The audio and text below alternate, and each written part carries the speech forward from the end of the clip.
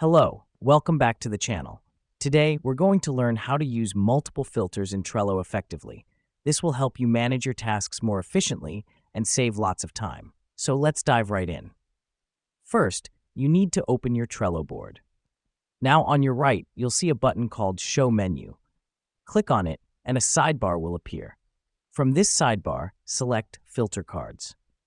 The reason we do this is that it's the entry point to start using multiple filters, which will help you sort and find cards easily.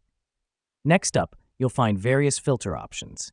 You can filter by labels, members, due dates, or even keywords. Let's say you want to see all cards assigned to John with a red label due this week. Simply select John from the members filter, red from the labels filter, and this week from the due dates filter.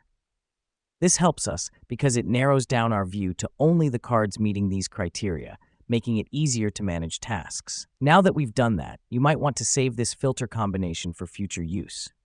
Just click on Save Current Filters button. This will save a lot of time when you want to see this same set of cards again in the future. Remember, you can apply as many filters as you like. However, each additional filter refines the results even more, so you might end up with no cards if your filters are too specific.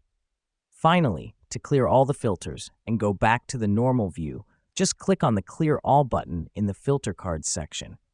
This is important as it allows you to return to your original board view and start a new filtering process if needed. So that's it, folks. With these steps, you can easily use multiple filters in Trello to manage your tasks more effectively. Thanks for joining us today, and make sure to stay tuned for more helpful tutorials. Until next time, happy Trelloing!